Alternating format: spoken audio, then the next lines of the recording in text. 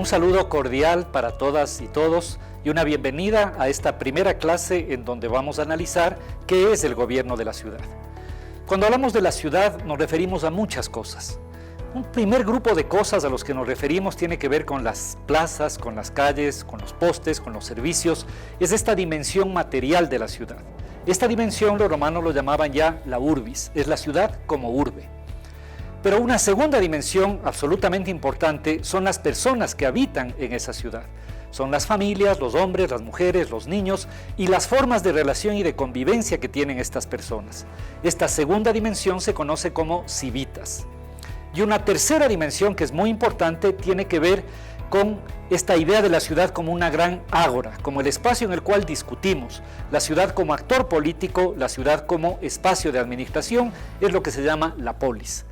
Entonces, una primera conclusión es entender la ciudad en esta triple dimensión, la ciudad como urbis, como civitas y como polis. Esto nos permite precisamente entender que el gobierno de la ciudad es un proceso complejo, porque el gobierno de la ciudad tiene que ver con ese proceso social específico, tiene que ver con intervenir en las dinámicas espaciales y con un proceso político específico. Es imposible pensar el gobierno de la ciudad si no tenemos estas tres dimensiones en la gestión cotidiana de cómo se hace una ciudad. Una segunda discusión tiene que ver con cómo definimos la ciudad. Aunque parezca obvio, la definición de la ciudad es un asunto altamente polémico y discutible. Algunos definen la ciudad con un criterio demográfico. En la ciudad hay más personas con mayor cantidad de población que en general en las zonas rurales. Aquí tenemos un criterio demográfico. Pero otras personas definen la ciudad desde un punto de vista administrativo y en muchos países la ciudad tiene un límite específico.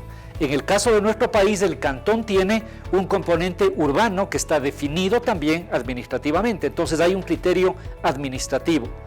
Otros autores incorporan el criterio económico. La ciudad es el espacio en donde tenemos las industrias y los servicios. En cambio, la zona rural es en donde tenemos fundamentalmente la agricultura. Otras personas analizan eso y otros autores desde el punto de vista cultural. La ciudad se caracteriza por una gran intensidad de interacciones culturales. Es el espacio de los mensajes, de la aglomeración, del anonimato, del intercambio de miles de personas. Y finalmente hay un tipo de dimensión espacial. La ciudad se explica fundamentalmente por la aglomeración y la concentración de todo este conjunto de elementos. Evidentemente no hay una sola definición, como acabamos de ver, y lo más seguro es que tendremos que consolidar criterios de todas estas dimensiones. Cuando miramos cualquiera de nuestras ciudades, nos damos cuenta que existen varias formas y niveles de gobiernos. En muchas ciudades capitales, por ejemplo, tenemos el gobierno central, pero también la municipalidad. Y cuando hay gobiernos intermedios, también están ahí los gobiernos intermedios. Esto nos ha llevado a un concepto que es utilizado por muchos autores, es que en la ciudad lo que tenemos es un complejo institucional de gestión urbana. Un conjunto de instituciones, en algunos casos incluso instituciones públicas y privadas. Evidentemente, el municipio juega un papel central en articular ese conjunto de dinámicas y en un conjunto de competencias específicas que le permiten ser el gobierno de la ciudad. Sin embargo, no siempre es así. Hay ciudades en donde puede tener más peso el gobierno nacional y hay ciudades en donde el gobierno local o municipal puede estar bastante desdibujado. Entonces, el segundo concepto es que la ciudad se gobierna a partir de un conjunto de instituciones. Que la municipalidad sea el eje articulador de esas instituciones es una posibilidad plausible, pero no necesariamente la única posibilidad. Bien, esta ciudad que por sí misma ya ha sido compleja, vive ahora un proceso muy intenso de cambios y de transformaciones en estas primeras décadas del siglo XXI. Claramente tenemos un proceso de complejización social. Es una ciudad que tiene muchas funciones, con una cantidad enorme de expansiones también territoriales, de una ciudad que se pega con otra ciudad. Son ciudades en donde además se han reforzado los procesos de autonomía individual. Muchas personas están más vinculadas ahora a las redes, al internet o incluso a relaciones sociales distantes antes que probablemente a su barrio, a su plaza o a su comunidad. Es en definitiva una sociedad más individualizada y más diversificada. Eso provoca también que encontremos nuevas desigualdades en la ciudad contemporánea. ya no son solamente las históricas desigualdades entre barrios ricos y barrios pobres. Hoy, por ejemplo, el tiempo que el ciudadano le dedica a la movilidad es un aspecto clave de la desigualdad. Hoy también la posibilidad y la calidad del acceso al Internet, la calidad del acceso a posibilidades de control de su propia vida son elementos claves para configurar las desigualdades urbanas. Hay también un cambio de escala territorial. Ustedes ven en muchas de nuestras ciudades están prácticamente conurbadas, ¿no es cierto?, juntas ya con aglomeraciones mayores. Y entonces eso modifica el tipo de organización territorial. En varias de estas ciudades tenemos además gobiernos cuya problemática rebasa largamente su capacidad. Estamos en un momento de gobiernos en general débiles, cuya problemática, insisto, rebasa las capacidades que tienen. Y finalmente miramos un deterioro de la calidad de vida.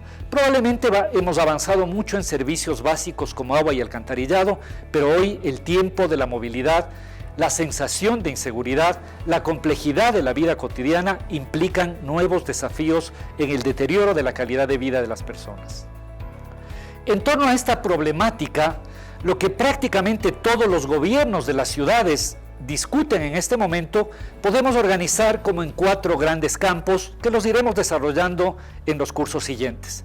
En primer lugar, se discute sobre qué tipo de modo de desarrollo, qué modelo de desarrollo debe tener una ciudad. Hay que pensar más en una ciudad que crezca económicamente o también en una ciudad que tenga capacidades para que la población tenga el derecho a la ciudad. Hay que pensar solamente en la inversión o fundamentalmente en el empleo. Hay que pensar en una ciudad que sea un recurso económico o que sea un bien común. Entonces, en torno al modelo de desarrollo hay varios aspectos que se discuten sobre qué es o cuál es la ciudad que queremos.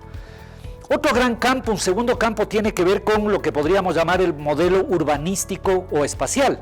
Y ahí la gran discusión que tenemos es si queremos una ciudad compacta o queremos una ciudad dispersa.